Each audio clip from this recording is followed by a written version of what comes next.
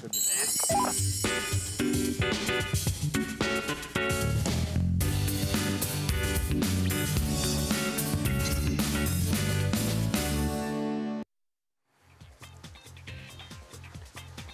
утро!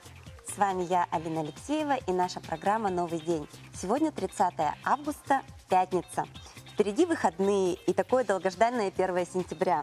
Родители готовятся, дети волнуются, флористы загружены, форма раскуплена. В общем, все идет своим чередом. Узнаем, каким будет погода в этот день прямо сейчас.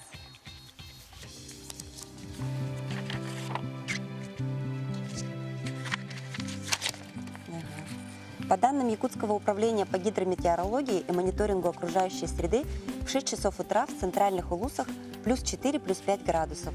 Днем потепление до 19 градусов.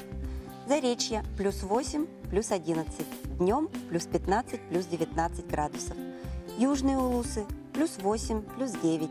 Днем плюс 12, плюс 15 градусов. Вилюйские улусы плюс 7, плюс 10. Днем до 20 градусов тепла. Нижнеленские улусы плюс 4, плюс 5. Днем плюс 16, плюс 18 градусов. Западные улусы плюс 5, плюс 9. Днем плюс 18, плюс 20. Колымо-Индигирские улусы минус 5, плюс 6 градусов в 6 часов утра. Днем плюс 4, плюс 9. Янская группа улусов минус 2, минус 4.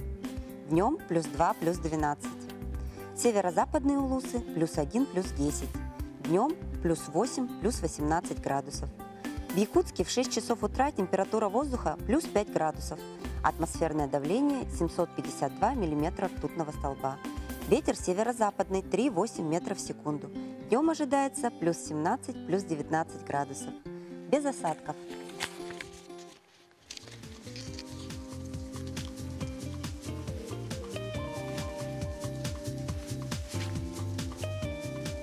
Что же, какая замечательная погода в этот прекрасный пятничный день. Девушки могут смело надевать туфли, мужчины могут смело оставлять свои зонты дома и наслаждаться этим замечательным днем. Какие еще новости от этого дня нам ждать, узнаем от моих коллег в новостном эфире.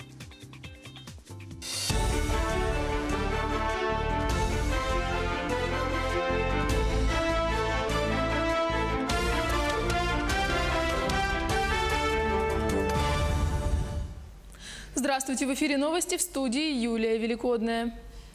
Регионы Дальневосточного федерального округа получат на строительство и ремонт соцобъектов 184 миллиардов рублей. Министр по развитию Дальнего Востока и Арктики Александр Козлов отметил, что еще никогда не направлялось столько средств. Так, в рамках реализации программы социального обустройства новых центров экономического роста или единой субсидии в городе Свободном Амурской области будут построены системы водоснабжения и инженерные сети. Это позволит решить серьезную для этого города проблему с чистой водой.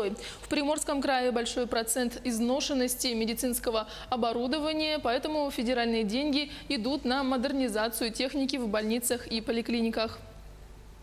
Ограничить скорость для водителей при перевозке несовершеннолетних, а также усилить ответственность за перевозку детей без автокресел, предложил глава ГИБДД России Михаил Черников. По данным госавтоинспекции, с 2012 года количество таких ДТП снижалось, однако с начала текущего года возросло. Одним из способов решения проблемы, по мнению главы ГИБДД, может стать усиление ответственности за перевозку детей без автокресел. Сегодня размер этого штрафа за нарушение составляет 3000 рублей. Также он предложил ограничить максимальную скорость при перевозке детей. Кабмин вносит в Госдуму проект об учете представителей малочисленных народов. Федеральное агентство по делам национальностей может получить полномочия по учету представителей коренных малочисленных народов. Вести учет предполагается на основании заявлений граждан, а также сведений, представленных властями, а также общинами коренных малочисленных народов. Порядок ведения списка предоставления сведений из него будет определять Кабмин. Принятие проекта создаст условия для единообразного и адресного применения льгот малочисленным народам и минимизации злоупотреблений в этой области, считают разработчики. В детской школе искусств Нерюнгри обучается 500 учеников. В рамках национального проекта «Культура» школе выделено почти 6,5 миллионов рублей на покупку музыкальных инструментов, оборудование и учебной литературы. Часть из них школа искусств Нерюнгри передаст в филиал в поселке Серебряный Бор. Коллектив школы уверен, что благодаря приобретению новых учебных материалов, музыкальных инструментов и оборудования уровень мастерства и достижений учащихся будет только увеличиваться. По аукциону мы выиграли 5 пианино из Санкт-Петербурга, Нева Саунд. Михаил Глинка называются они, очень хорошего качества. Они уже к нам пришли, уже стоят уже в школе, ждут только детей и преподавателей. Значит, на подходе у нас еще одно пианино. Рубинштейн, Николай Рубинштейн, плюс еще мы ждем звуковое оборудование, литературу. Это вот то, что мне уже как бы отзвонились и сказали, что это уже на подходе к нам.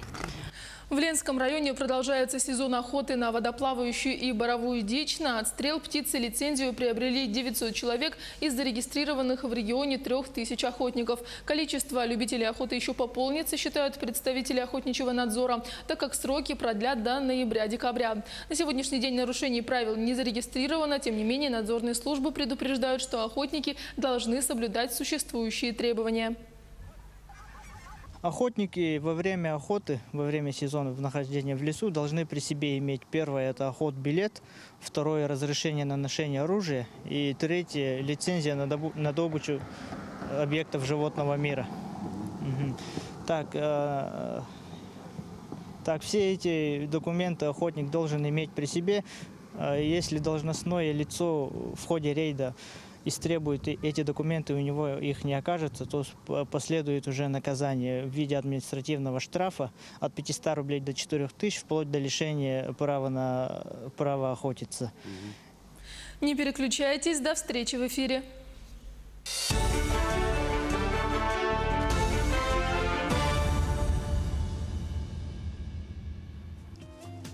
Спасибо нашим коллегам из новостной группы. А мы хотим напомнить вам о том, что вы всегда можете отправить нам в прямой эфир свои поздравления, пожелания, может быть, даже просто приветы на наш номер, который вы видите сейчас на экране. Отправляйте, пожалуйста, я обязательно их прочту сегодня в прямом эфире. У меня к вам вопрос. Знаете ли вы, кто самый большой наземный хищник, чей вес достигает 700 килограмм, а рост до 3 метров? Кто может проплыть 687 километров без остановки и без отдыха? Представляете себе какое-то неземное абсолютно существо с какими-то невероятными мифическими возможностями, способностями, физическими данными. На самом деле все намного проще. Это всем нам знакомый белый мишка. К сожалению, даже таким крупным и сильным, казалось бы, животным иногда требуется помощь человека. Например, это найденыши или раненые животные, когда человек просто обязан вмешаться в природу и помочь нашим братьям меньшим.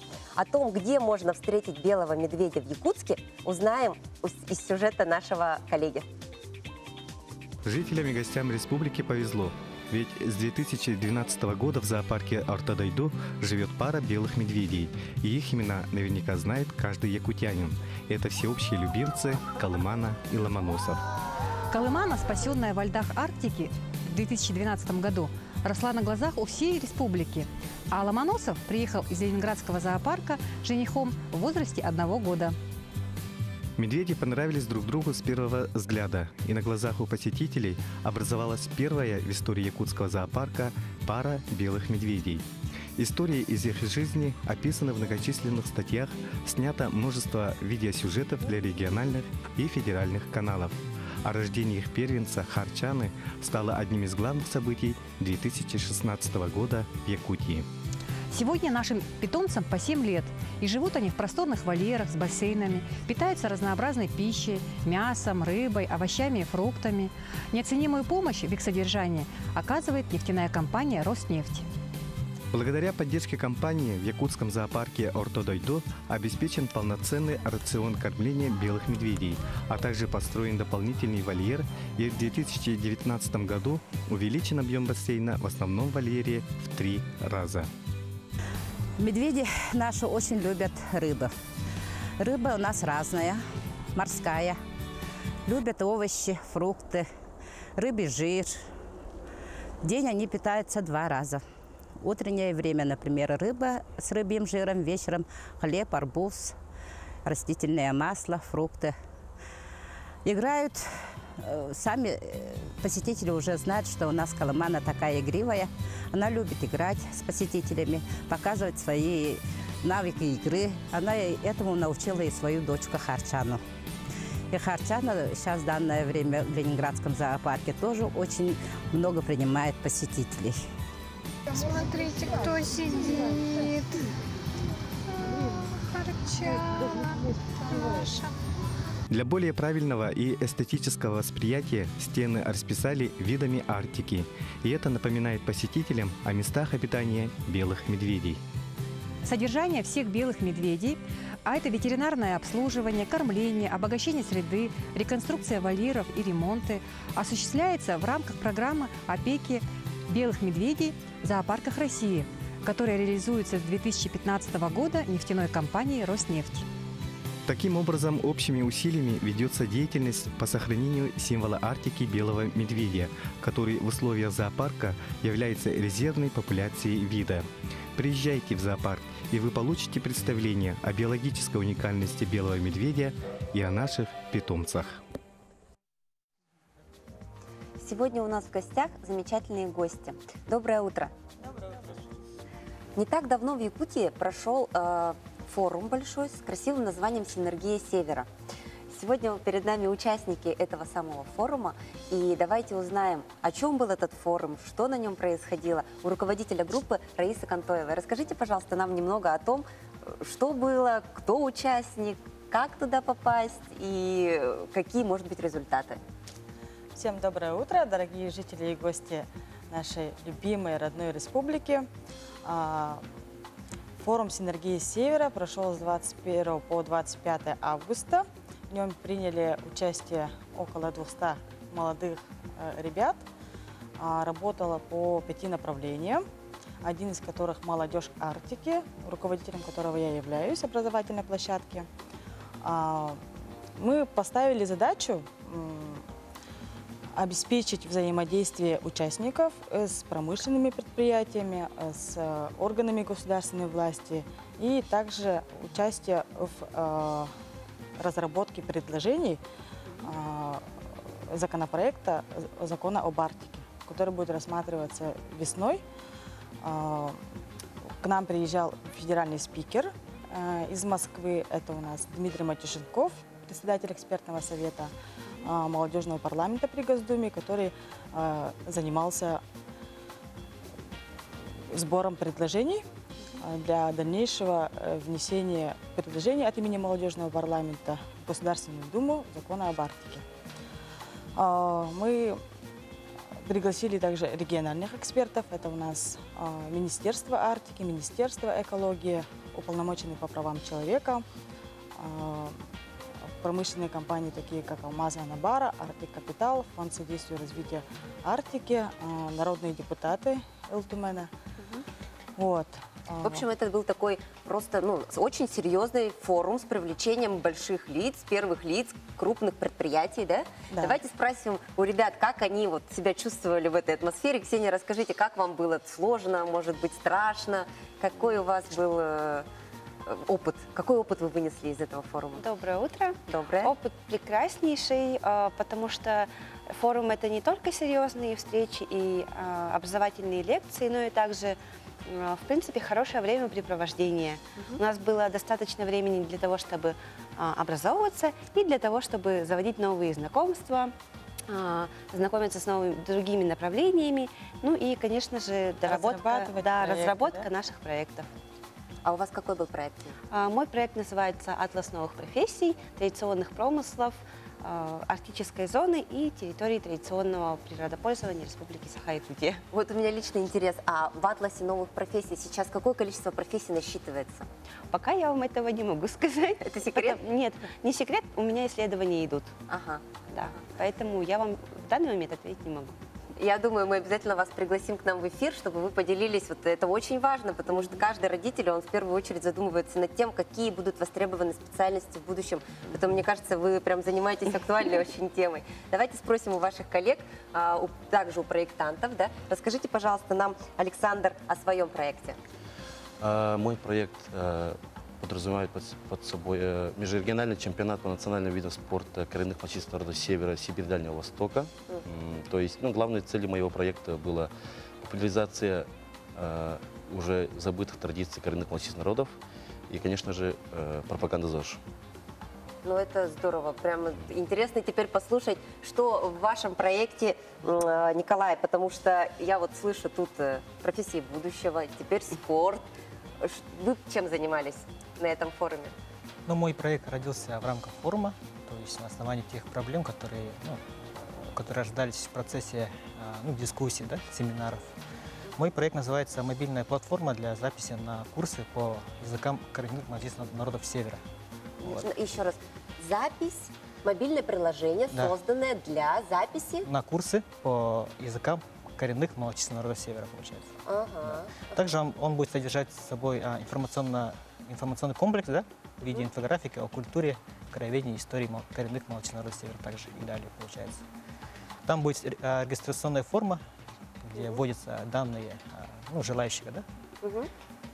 И как бы служит канал связи между тем, кто хочет обучить, и тем, кто хочет обучиться, получается. Ой, это, мне кажется, это замечательный такой тоже проект. Получается, что вы как бы объединяете и тех, кто может и хочет обучать, да, и тех, кто желает обучаться. И для этого не обязательно теперь ехать там, искать родственников каких-то на севере, да, и носителей языка, потому что действительно сейчас ведь есть такая тенденция к тому, что люди тянутся к своим корням и хотят изучать и родной язык, и родную культуру, да, и здорово, что это теперь можно делать и посредством мобильного приложения, тогда, когда уже телефон стал второй, там, третьей рукой условно, да, у человека, третьей рукой, вторым мозгом. Замечательные проекты, я хочу вам сказать, и такие разнонаправленные. Вопрос у меня такой созрел, да, вот мы услышали, ребят, посмотрели на такое вот классное, прямо классное представление, видеопрезентацию проекта, да, очень понятное, мне кажется, приложение такое. Я хочу у вас, знаете, что спросить? Вот форум. Не будем скрывать, много разных форумов проходит, да, часто молодежные, иногда бывают детские и так далее, да. Но насколько я вижу, что у вас очень практически применимые, скажем так, проекты, да? Насколько форум обеспечивает ребятам возможность свою идею реализовать на практике? Вот, наверное, больше это к вам, Раиса, вопрос.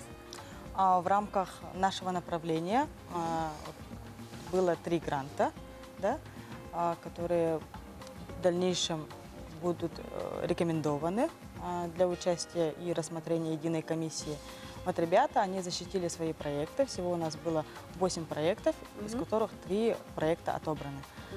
Ребята представили все проекты уникальные, да? Каждый проект был разный, каждый был проект интересен, эффективный, да, в реализации. Но вот эти ребята, они рекомендованы, да, лучшие из лучших. Но, скорее всего, так нельзя говорить. Да? Можно сказать, что эти проекты на сегодня готовы к реализации. Это очень здорово. Я вообще очень рада всегда, когда молодые ребята сами проявляют инициативу, доходят интересные темы, разрабатывают их, да. И мне кажется, именно для этого и нужны вот такие форумы. Скажите, пожалуйста, очень кратенько, как можно стать участником, как найти информацию, какие вот есть критерии? Критерии отбора просты. Главное иметь желание. И куда обратиться, Раиса? Самое главное, куда на сегодняшний день форум в этом году завершил. В следующем году, не могу сказать, будет форум или нет, но в этом году мы отбирали участников по критерию, по проектам и по возрастной категории до 35 лет. Спасибо большое, Раиса, за такую интересную информацию. Я думаю, все можно найти в интернете, да? Синергия Севера. И называется «Молодежь Арктики» направление, да? Большое спасибо нашим гостям.